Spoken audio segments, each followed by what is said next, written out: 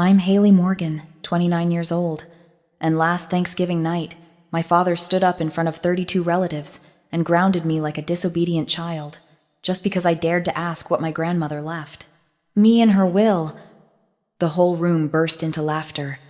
My face burned so hot I could feel my pulse in my teeth. But I looked straight into his eyes and said just one word. All right. The next morning, he knocked on my bedroom door, smirking triumphantly. Finally learned your place. Huh. He pushed the door open and froze. No clothes, no suitcase, no me. Before he could dial my number, the doorbell rang, and the family lawyer stood there, hands trembling, holding a briefcase full of documents my father never knew existed. Mr. Morgan, the man said, voice low but clear. What have you done?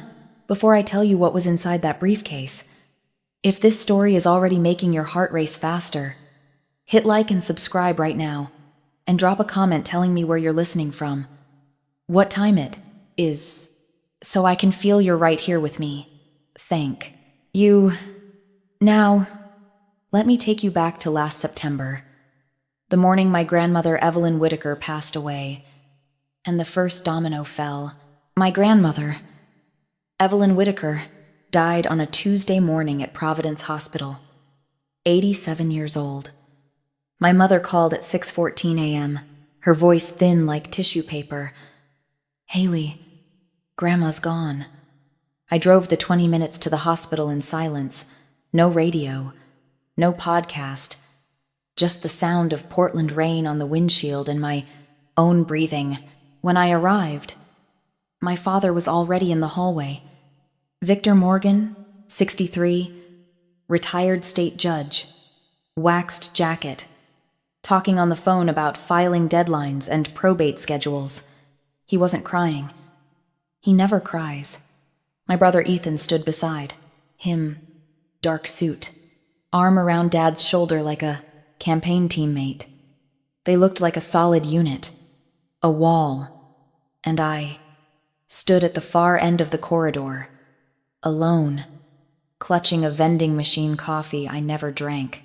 The last time I saw Grandma, she was in her wheelchair in the garden of the colonial house on Hawthorne Street, gripping my hand with surprising strength. Hailey, she whispered, low enough so no one else could hear. I've taken care of everything. Trust me, okay? I nodded, not understanding then, but I understand now. At the funeral 3 days later, old granite church, white lilies everywhere, mahogany casket shining like a mirror. My father gave the eulogy, 11 minutes, talking about the Morgan legacy, tradition, how my son will carry this family forward. He mentioned Ethan's name 4 times, my mother once, and never mentioned me at all. Afterward, in the receiving line, my Aunt Margaret's husband asked what I did for work these days. Before I could answer, my father leaned in from behind. She plants trees for rich people. A few polite chuckles. I felt the burn rise from my chest. I was about to walk away when a man I didn't know stepped forward. Silver hair, thin, gold-framed, glasses. He took my hand gently. Your grandmother was very proud of you, he said quietly. I'll be in touch. Then he vanished into the crowd of black coats. I didn't know it. But that man was Raymond Hayes, and he held the key to everything. That evening, 15 of us gathered for dinner at Grandma's house, the white colonial on Hawthorne, wrought iron gate, 100-year-old oaks. Grandma built that house with her family's money. Long before marrying Grandpa, I always loved it. Crown molding, deep windowsills, the back garden where she grew peonies, the color of ballet slippers. The long oak dining table was set with 3-generation sterling silver flatware, candles in silver holders, a bottle of Willamette Valley Pinot Noir breathing on the sideboard. Everything arranged to look like old money and perfect lineage. My father sat at the head. Naturally, he raised his glass. Mom left everything to me to manage. He announced, eyes sweeping the table. I'll distribute the assets to the right people based on capability. His gaze landed on me. So you don't need to worry about any of it.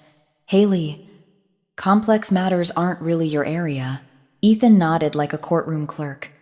His wife, Sophia, adjusted her Mikimoto pearl strand and stayed silent. I set my fork down. Dad, Grandma told me. My mother looked up. Confused. Dad cut in. Immediately. Mom was confused at the end. Forget whatever. She promised you. My mother dropped her eyes back to her plate. She never looked up again. After dinner, I went upstairs to my old room. Frank Lloyd Wright poster still taped to the wall from when I was 16, edges curling. I sat on the twin bed, opened the nightstand drawer out of habit. Inside was an envelope that hadn't been there before. Cream stationery, faint watermark, my name in blue ink. Shaky but deliberate. Grandma's handwriting. My hands trembled as I opened it. Inside were two things. A 2-page letter, front and back. Pen pressed so hard it grooved the paper, like she wanted the words permanent. And a partial photocopy, maybe 6 pages. Header read, Irrevocable Trust. Agreement. Evelyn M. Whitaker, Settler. Halfway down the first page, highlighted in yellow, one line. Beneficiary. Hailey Morgan. I read the letter through tears. Hailey, if you're reading this, I'm gone, and your father is already doing what I knew he would. I'm sorry I couldn't stop him while I was alive. I tried. In my way. But men like your father don't hear women. They only hear documents. The original trust is with my attorney, Raymond Hayes. Office on Northwest 23rd. The copy I left is partial. Not enough to prove anything alone, but enough for you to know I'm telling the truth. Don't show this to anyone. Not your father, not Ethan, not even your mother. I love your mom, but she'll tell Victor. Wait for the right time. Raymond will know what to do. You've always been my architect, the one who builds. Don't let them tear you down. All my love. Grandma, I folded the letter, pressed it to my chest. The photocopy wasn't complete. I had no lawyer. I didn't know Raymond Hayes beyond a name. And my grandmother had been in the ground for 48 hours. But for the first time in years, I felt something besides small. Someone believed in me, always had, and put it in writing. The next morning, I drove back to Portland without saying goodbye. No one noticed, or if they did, no one called. My 480.sqft studio was exactly as I left it. Plants crowding every windowsill. Drafting. Table covered in tracing paper. Cold tea mug from 2 days ago still by the sink. I loved that place. Even though I could touch both walls if I stretched. It was mine. The one space in the world where no one told me I wasn't enough. I opened my laptop, searched Raymond Hayes, Attorney Portland. Results came up instantly. Small office on Northwest 23rd. Solo practice, estate planning and trusts. Headshot. Silver. Hair. Gold-framed glasses. The man from the funeral. I hovered over the phone number, then stopped. Because a part of me, the part my father trained since childhood, whispered, what if Grandma really was confused? What if this is nothing? What if you call and find out the one person who believed in you was just a sick old woman who didn't know what she was signing? I wasn't ready to risk that. Not yet. Instead, I threw myself into work. Rooftop garden project for a new condo in Pearl District. 2-week deadline. I needed the paycheck. Still carrying $38. 0 inches student loans. $420 a month. From the 1 year of law school I dropped out of to pursue landscape architecture. The year my father said I betrayed the family. While checking email to confirm project specs, I saw it. buried between a newsletter and a shipping notification, an email from Ethan, forwarded to me by mistake. Subject: Trust Amendment Draft Petition. My stomach dropped. I clicked it open, scanned the first lines, then my phone buzzed with the deadline reminder. I had to close the laptop and rush to the office. But I'd seen enough to know whatever my father was planning, it had already begun. 3 weeks passed. I buried myself in work, 1 6-hour days, letting it consume me because focus was easier than fear. But that email sat in my inbox like a splinter under skin. I hadn't reopened. It wasn't sure I wanted to. Then Mom called. "Hailey, your father wants the whole family together for Thanksgiving. He says he wants to mend things." I almost laughed. My father had never mended anything in his life. He broke things, then told you it was your fault for being breakable. "I'll think about it." "Mom," I said. Hung up. That night, sitting at my secondhand IKEA table, I'd sanded and restained myself. I finally opened Ethan's accidentally forwarded email. It was a chain. 7 messages between him and Dad over 2 weeks. Ethan had drafted a legal petition to the court, requesting to change the beneficiary of Grandma's trust. Grounds: financial incompetence of the named beneficiary. Pattern of unstable career decisions. No significant assets. Outstanding student debt inconsistent with fiduciary responsibility. My brother wrote that about me, in legal language, for a court filing. But the line that made my vision blur wasn't the legalese. It was the casual message Ethan typed to Dad at the bottom. "She won't fight it. She never fights anything. That's the beauty of it." "Dad," I sat there a long time, then screenshot the entire chain, uploaded to my cloud, backed up on a thumb drive hidden in my sock drawer. Then I called Mom back. "Tell Dad I'll be there for Thanksgiving." I was going home, but not to mend anything. The next morning, I called Raymond Hayes' office. An older woman answered, warm, efficient voice. I gave my name. There was a pause. Then she said, "Miss Morgan, Mr. Hayes has been expecting your call. Can you come in today?" 2 hours later, I sat across from him in the small office on Northwest 23rd. Leather-bound books lining every wall. Oriental rug worn by decades. Cold coffee mug on the desk. Raymond Hayes. The man. From the funeral? Same silver hair. Same gold-framed glasses. Same measured calm. He looked like someone who'd spent his career choosing words with surgical precision. "Your grandmother hired me 20 years ago," he began. "I drafted her original will, her living trust. And 8 years ago, after a conversation that troubled her deeply, she asked me to create an irrevocable trust with you as the sole beneficiary." He opened a leather portfolio, slid the document across the desk. Original cream paper, red notary seal from the state of Oregon, signatures at the bottom, $620, 0 inches an educational trust managed by U.S. Bank. "Irrevocable means your father as trustee cannot alter the beneficiary," he said. "Any petition to change it requires either your written consent or a court ruling based on evidence of the settlor's mental incapacity at signing." Your grandmother anticipated this. She had her physician, Dr. Margolis, perform a cognitive evaluation the same week she signed. The results are in the file. She was fully competent. I exhaled. The first full breath in weeks. "There's more," he continued. "Your father filed a petition 3 weeks ago, requesting to change the beneficiary to Ethan. He told the court he was unable to locate you to obtain consent." The old lawyer's jaw tightened. "You and I both know that's not true." I handed him the email chain. He read without expression, then looked up.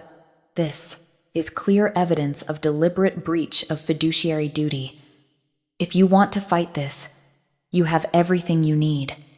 "I want to fight," I said. He nodded slowly. One more thing. Hailey, your grandmother also left you the cottage at Cannon Beach. It's included in the trust. I don't think your father knows. He never read the full document. I stared at him. The Cannon Beach cottage. The little cedar house where Grandma took me every summer. Where we sat on the porch watching Haystack Rock turn gold at sunset. She once said it was her favorite place on Earth. She left it to me. Raymond Hayes looked at me over his glasses. Your grandmother knew exactly what would happen after she was gone. And she spent the last 8 years of her life making sure you'd be protected. He closed the portfolio. The question is, when do you want to use this? Thanksgiving, I said. He's invited the whole family, 32 people.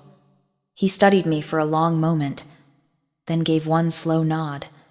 I'll be there. The Wednesday before Thanksgiving. I packed a small bag, one change of clothes, my camel wool coat, secondhand, toothbrush, and a thick manila folder of notarized copies. The originals stayed with Hayes. We agreed on that. He would hold the master set in his office safe. I carried the copies, notarized, stamped, admissible as secondary evidence if needed.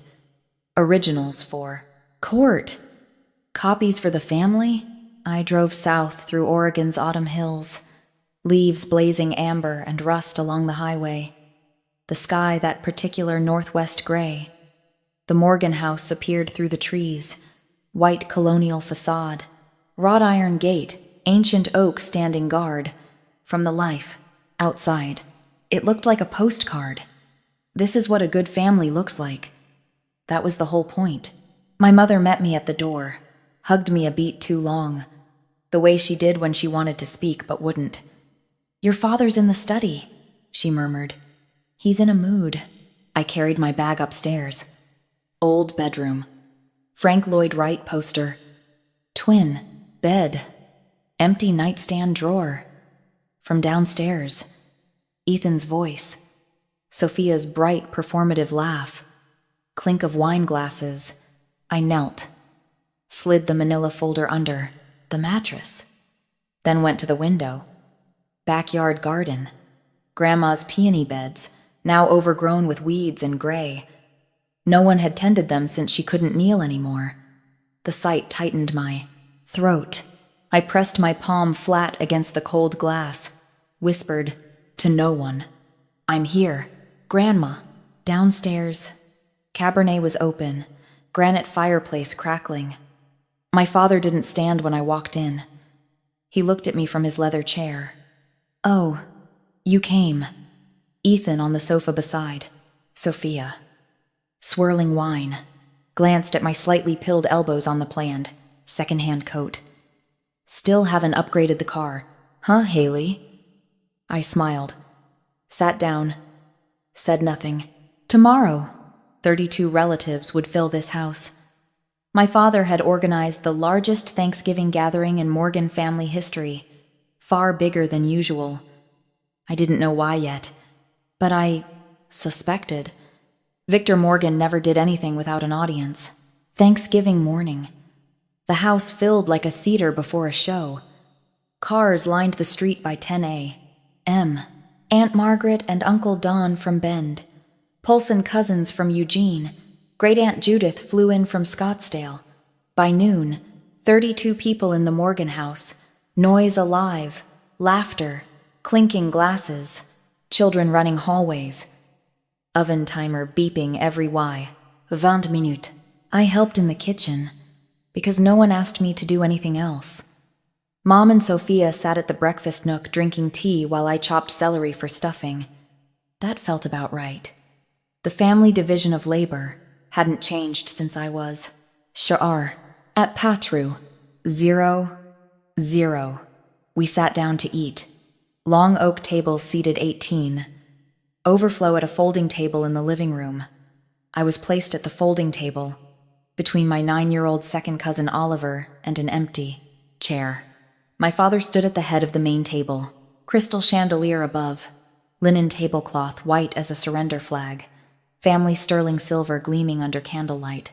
He raised his glass of Pinot Noir. "This Thanksgiving is special." Courtroom voice filling the room. "We lost Mom this year, but the Morgan family endures. And I'm proudest of all of my son Ethan, who just won the biggest case of his career." He turned to Ethan. "To you, son." Applause. Ethan accepted with practiced modesty. Slight nod. Hand on Sophia's shoulder. From the folding table, Aunt Margaret called out, "What about Hailey? Any good news?" "Sweetheart." I opened my mouth. My father cut in. "Hailey is still finding her way." Not looking at me. "She's creative. We'll give her that. But every family needs someone to remind the rest of us not to take a wrong turn." "Right. Hailey?" Laughter rolled across both tables like a wave. I sat there, absorbing it the way I had since childhood. Spine straight, face neutral, hands in my lap. Oliver beside me whispered, "Are you okay?" I nodded, handed him a bread roll. After plates cleared, pumpkin pie half gone, port wine flowing. My father stood again. Room quieted. He had the posture of a man about to deliver a verdict. "One more thing," he said. "Tomorrow morning, I'll make an important family announcement regarding for Instead Mom's estate. I expect everyone to be present." He smiled. The smile of a man who has already decided the outcome. It's what Mom would have wanted. I looked at Ethan. He studied his wine glass with a small private smile. I looked at Mom. She stared at the tablecloth. I looked at Dad. He looked right at me. And for 1 second, his smile sharpened into something that wasn't a smile at all. Tomorrow, he was going to read his version of the will in front of everyone. I excused myself to do the dishes. Kitchen quiet. Only running water and my breathing. I stood at the sink, scrubbing a roasting pan. Suds to my elbows, still wearing the sweater I drove down in. In the next room, 32, people laughed and drank port. Not one offered to help clear. A single plate. Footsteps behind me. Ethan leaned against the doorframe. Arms crossed. Wine glass dangling from 2 fingers. "You know," he said casually, "you should really thank Dad for even letting you sit at the table, even if it was the kids' table." He chuckled at his own joke. I didn't turn. Kept scrubbing. But something inside me, a wire pulled taut for 29 years, finally hummed. "Ethan," I said, voice quiet and steady. "Do you know what Grandma left me?" The silence behind me changed texture.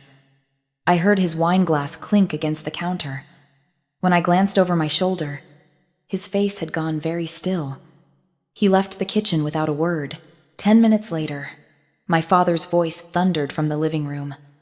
"Hailey, get in. Here now." I dried my hands on a dish towel. Walked in. 32 faces stared. Crystal chandelier threw little rainbows across the ceiling. My father stood in the center. Port wine in one hand, other hand pointing at me like I was a defendant. "What did you say to your brother?" His voice was judicial baritone, designed to make people smaller. "You threatened him with the will? You think you can manipulate this family?" I opened my mouth. He didn't let me. "You're grounded," he declared. "You are grounded until you apologize to your brother. Go to your room." The room erupted. Not in protest, in laughter.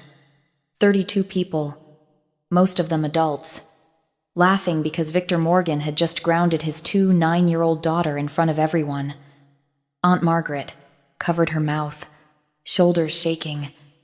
Uncle Don snorted into his port. Even Sophia let out a delicate performative giggle. My face burned. Heat climbed from chest to neck to temples in a single wave. I looked for Mom. She sat in the corner chair, staring at her hands, silent. Nobody said stop. Nobody said that's enough. Victor. Nobody said anything at all except laughter. I looked at my father. His Cartier watch caught the light as he jabbed his finger toward the staircase. "Go," he repeated. Now. I held his gaze for 3 full seconds. Then I said, in a voice so calm it surprised even me, "All right." I turned, walked upstairs, closed the bedroom door behind me, and then I picked up my phone, called Raymond Hayes. It rang twice. He answered. I said, "Mr. Hayes, I need you to bring the originals tomorrow morning. 8 a.m. There was a pause. Then his steady voice, "I'll be there."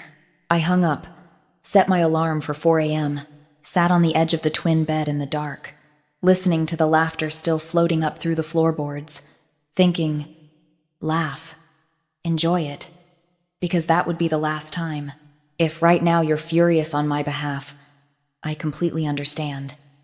Tell me in the comments, have you ever been humiliated by your own family in front of a room full of people?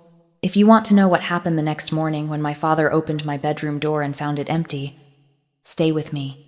And if this story is hitting close to home, tap that like button so I know you're still here. I left at Fira, 15 inches the morning.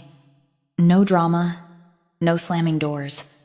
I packed my bag in the dark, slid the manila folder into my tote, walked downstairs in my socks so the floorboards wouldn't creak. The only thing I left behind was the framed photo of Grandma Evelyn on the cottage nightstand, face down, like a final punctuation mark. I drove to a 2-4-hour diner 3 miles from the house, ordered coffee I didn't drink, waited for daylight. At 7:42 a.m., my phone lit up. Text from Ethan, "Where are you? Dad's looking for you." I didn't respond. Inside the Morgan house. According to my cousin Danny later, the morning unfolded like this.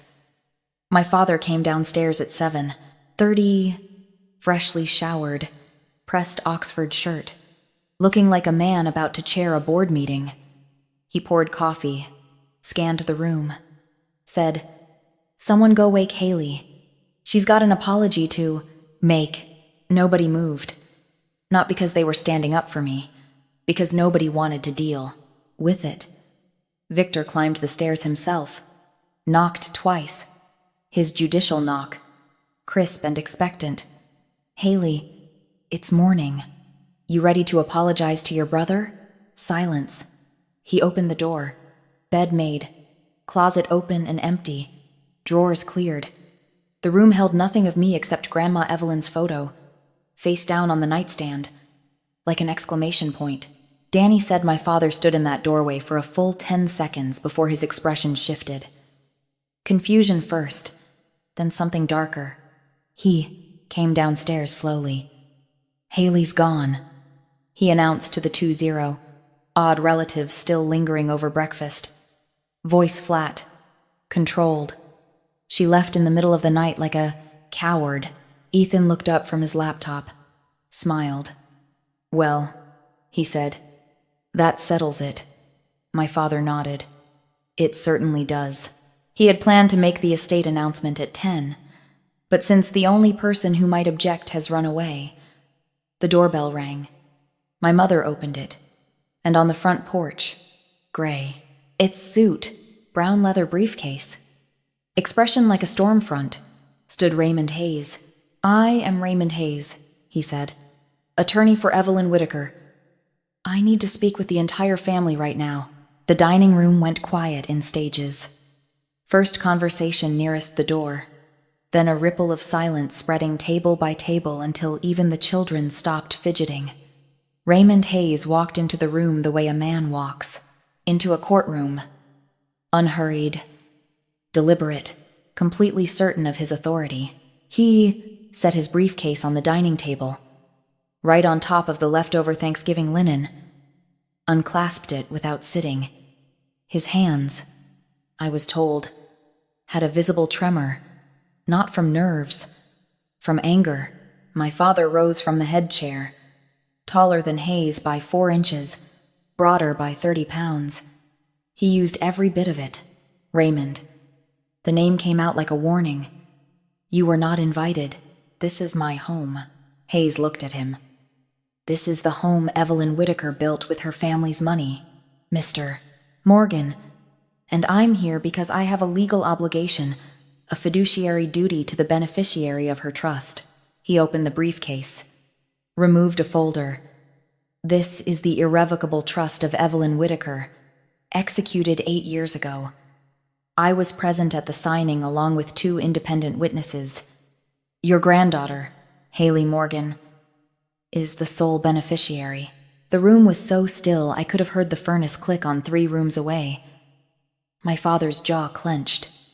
My mother stared at the tablecloth. Aunt Margaret whispered, "Let him speak." Raymond Hayes began to read. Voice clear, not loud, not soft. Settler Evelyn M. Whitaker hereby establishes this irrevocable trust for the sole benefit of her granddaughter Hailey Morgan. Trust corpus: $620,000 held and managed by U.S. Bank, Portland, Oregon. Additionally, the real property located at 4714 Hawthorne Street, Portland, deed recorded under Multnomah County, originally purchased in 1981, shall transfer to the beneficiary upon the settler's death. A collective gasp. Audible. Uncle Don leaned forward so far his chair creaked. Aunt Margaret closed her eyes briefly, then opened them and looked straight at my father. "The house," someone whispered, from the back row. Hayes lowered the document, looked at my father. "As trustee, you were given administrative authority only. You were expressly prohibited from altering the beneficiary designation, dispersing funds without the beneficiary's written consent, or encumbering the real property in any way." He placed the medical report on the table. "Your mother's physician-doctor, Helen Margolis, conducted a cognitive evaluation the same week as signing. Eleanor scored in the 93rd percentile for her age group. She was sharper than most people in this room." Long beat of silence. Then Great-Aunt Judith, 81, Evelyn's younger sister, who had said almost nothing for 2 days, spoke. "Evelyn told me about the trust.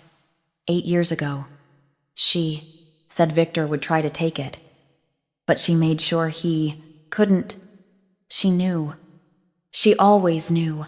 My father looked at Judith, then Margaret, then the room full of faces that were no longer looking at him with respect or deference or even polite neutrality.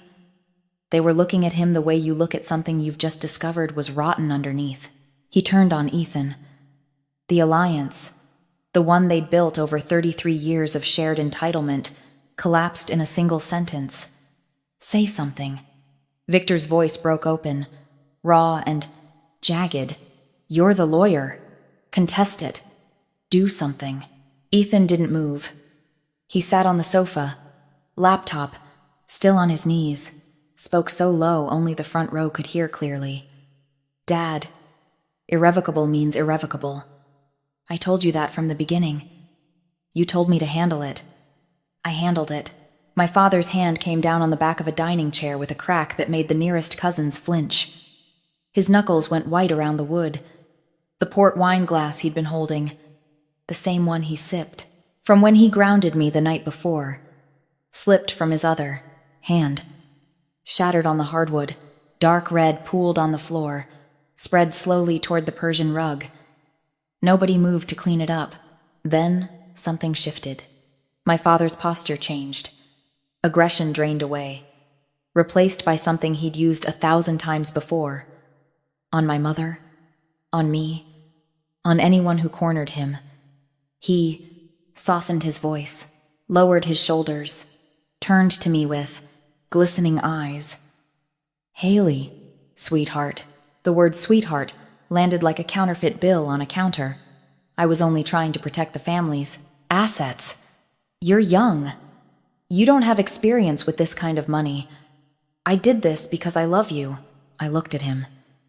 The man who called my career a joke, who seated me at the children's table, who grounded me at 29 inches front of every relative I had, who told a court he couldn't find me when I was sleeping, in his own house.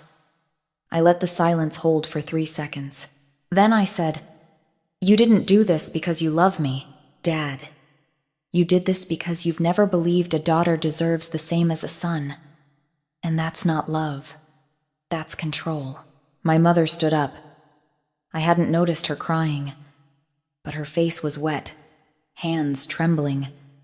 She looked at my father, the man she'd been silent beside for 35 years, and said in a voice that shook but did not break, "You owe her an apology. Victor, you've owed her one her entire life." The room held its breath. My father looked at my mother as though she had spoken in a language he didn't recognize. Then he looked at me, then at the 32 faces watching him. He said nothing.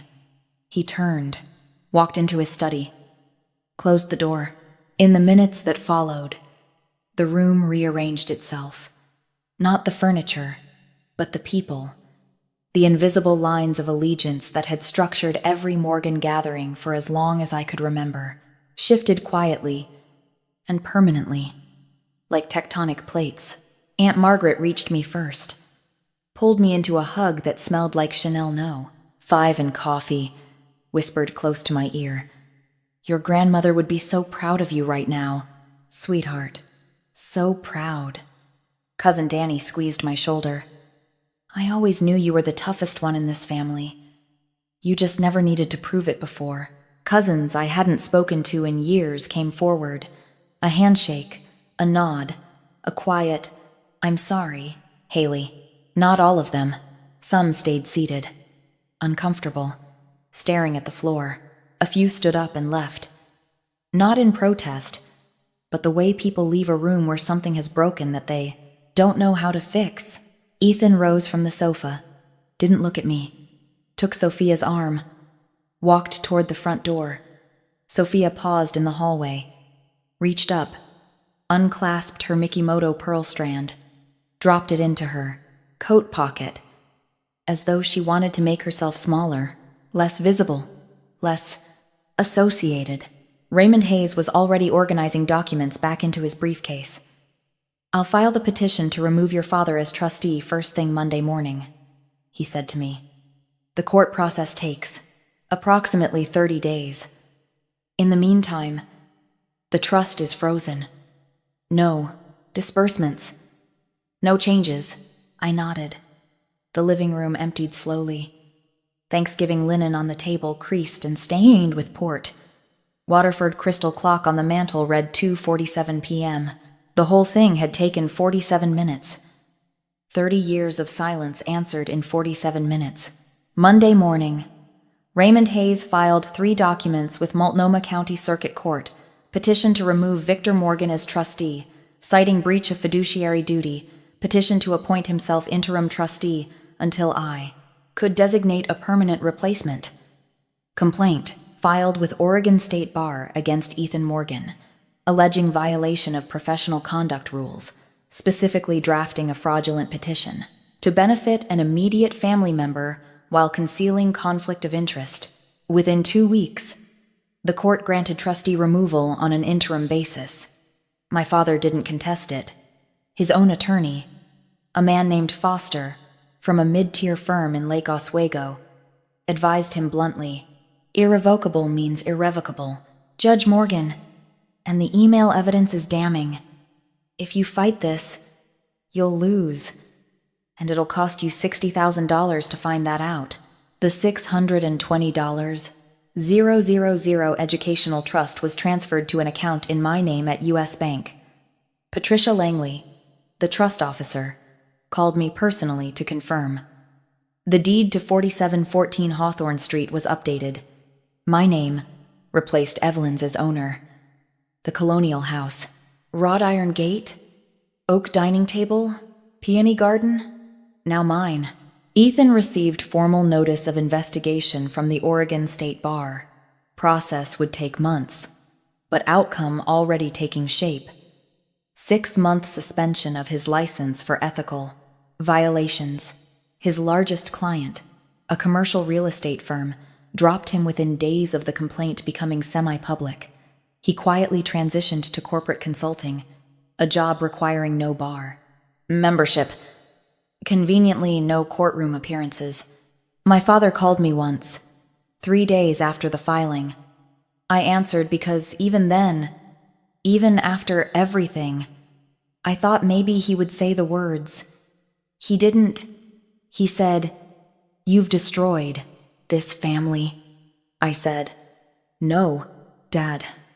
You did. I just brought the receipts." He hung up. I haven't heard from him since. 2 weeks after the court order, I drove to Hawthorne Street with a single key on a plain brass ring that Hayes had handed me across his desk. "It's yours," he said simply. Those 2 words undid me more than anything else had. I parked on the street. Oaks completely bare, branches sketching black against pale December sky. Wrought iron gate swung open with a creak I'd heard 10,000 times. Grandma's welcome mat still lay faded green. Fern pattern. I turned the key. Door opened into the foyer. Smell hit first. Wood polish. Old books. Trace of lavender sachets she kept in every closet. The house was silent in a way I'd never experienced. My father's presence had always been the dominant frequency here. His voice filling every room. His opinions occupying every conversation. Without him, the house breathed differently. It breathed like it was finally resting. I walked through each room slowly. Living room, where 32 people watched my life change. Dining room, oak table still bearing faint water rings from port glasses. Kitchen, where I scrubbed a roasting pan alone while staying. My family laughed. Upstairs, my bedroom, poster, twin bed, empty nightstand drawer, Grandma's master bedroom, reading chair by the window, stack of novels, pair of glasses she'd never wear again, then the garden. I stood at the back door, looked out at what had been Evelyn Whitaker's pride. Peony beds now brown and tangled, boxwood overgrown, stone path she laid herself barely visible under dead leaves, bird bath dry. I knelt, pressed palms flat against cold earth, closed my eyes. "I'll fix it, Grandma," I said. "I'll bring it back." And I knew, with the certainty only grief, love, and good dirt under your fingernails can give, that I would. A week later, on a Saturday morning cold enough to see my breath, I drove 90 minutes west to Cannon Beach. I hadn't been there in 6 years. Last time was the summer before Grandma's health declined. The 2 of us on the porch of the cedar cottage, drinking chamomile tea, watching Haystack Rock turn amber in sunset while tide pulled back and left sand gleaming. She said, "This is my favorite place on earth, Hailey.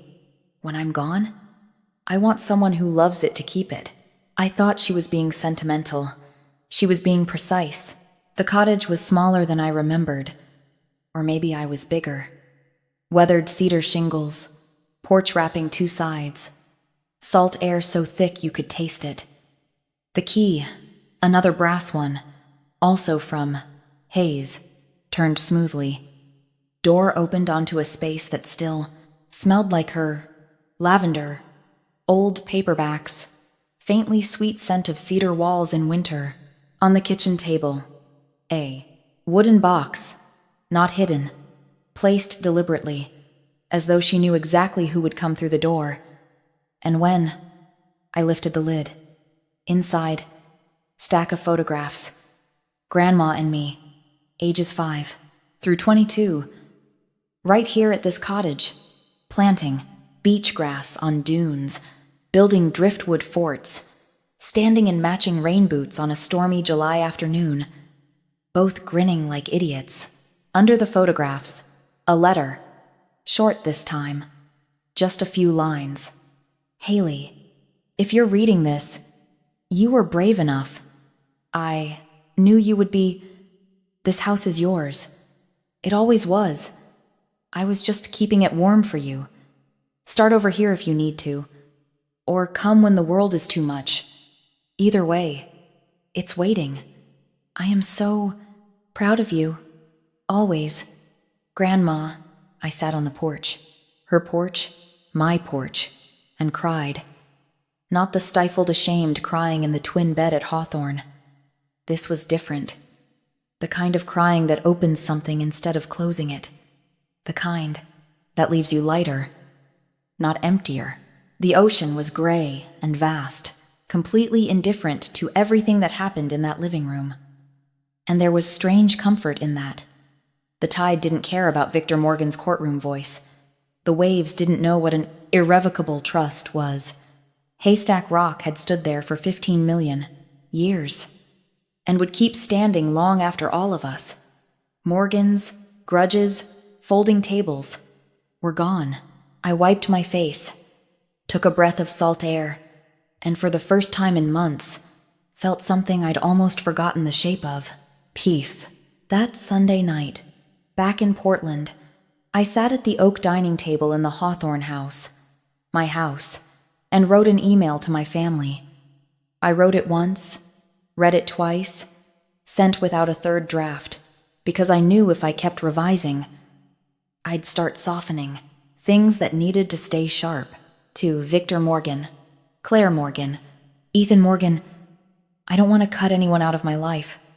That was never the point. But I will not return to a relationship where I am belittled, dismissed, or treated as less than.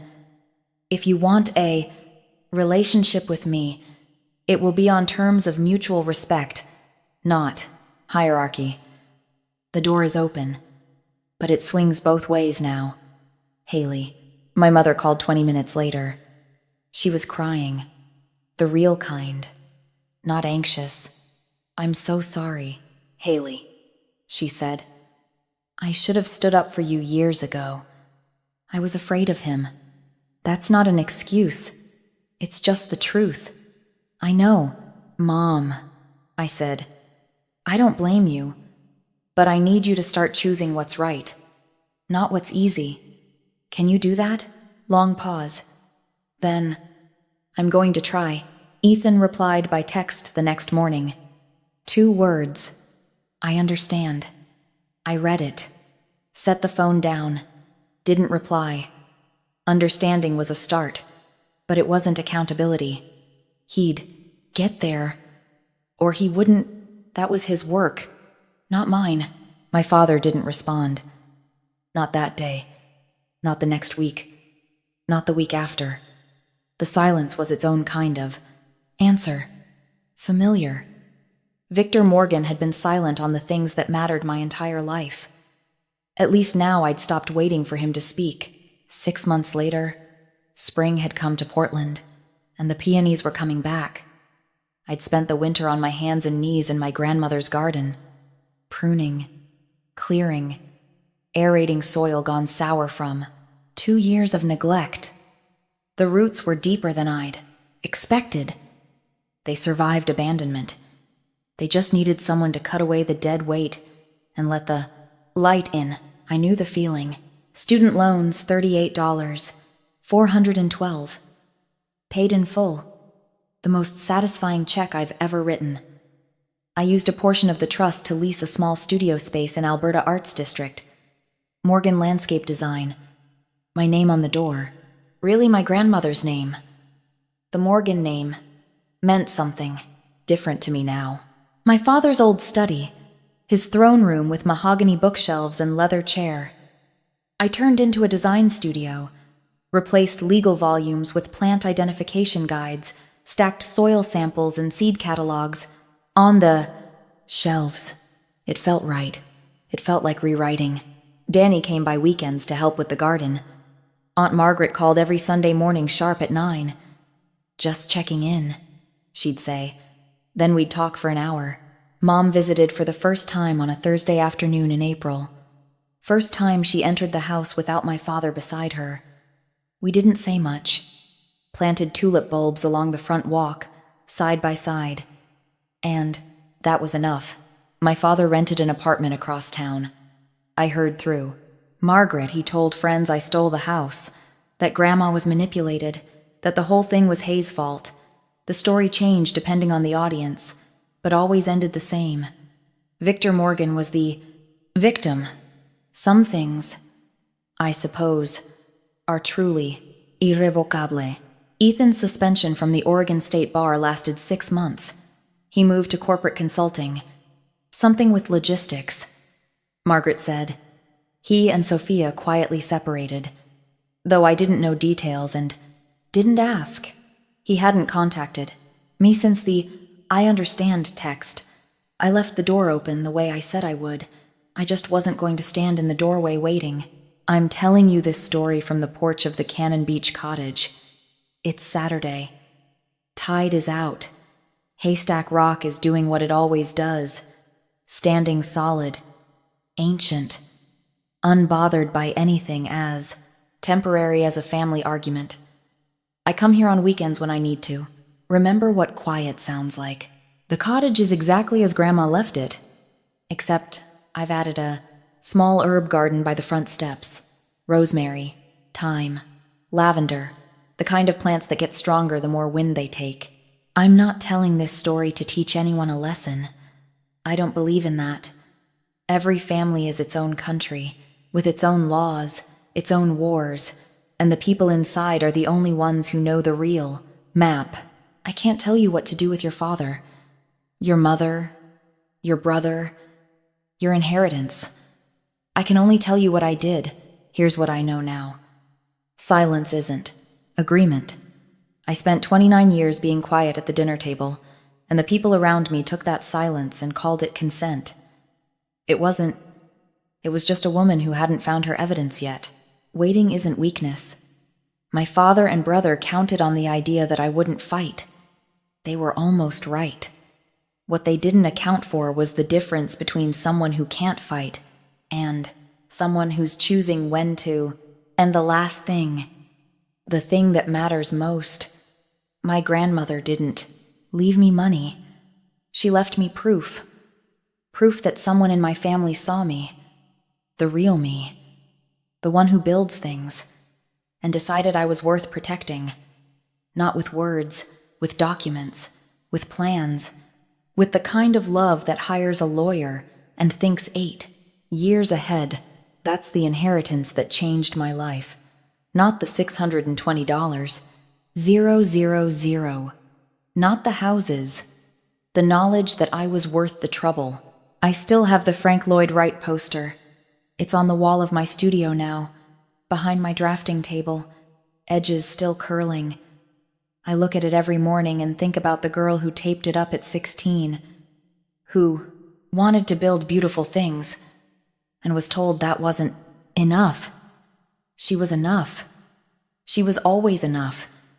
She just needed the paperwork to prove it. Early morning, Hawthorne garden, soil damp from last night's rain.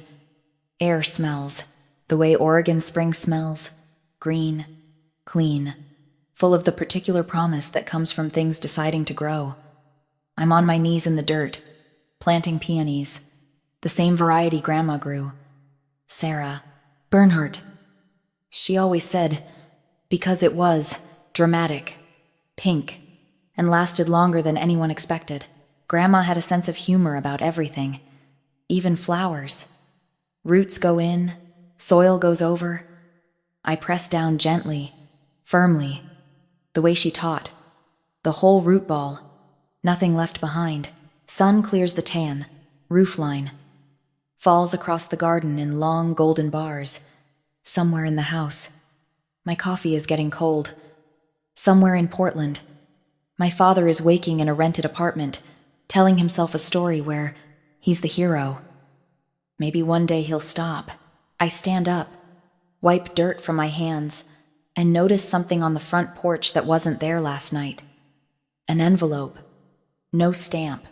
No return address. Just my name in handwriting I'd know. Anywhere. Not Grandma's this time, but almost as familiar. I open it. A single line. I'm sorry I never stood up. I'm standing now. Mom. I fold the letter, tuck it into my coat pocket right next to the one from Grandma.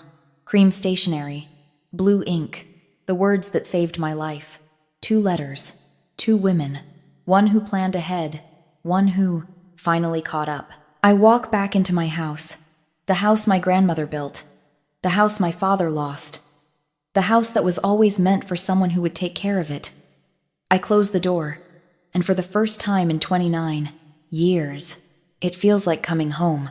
If you're in a family where parents or siblings always make you feel not good enough, or you suspect you're being stripped of your rightful inheritance, stop right now today and start gathering evidence. This teaches us that long-term silence isn't peace, it's permission for injustice to continue. The biggest mistake most people make is waiting for the right time to speak up. While the manipulator acts every day, apply to work. Never trust verbal promises about bonuses, promotions, or equity. Always demand written documentation and keep copies. Apply to daily life, check bank accounts, property papers, elderly relatives' wills, even when you trust completely.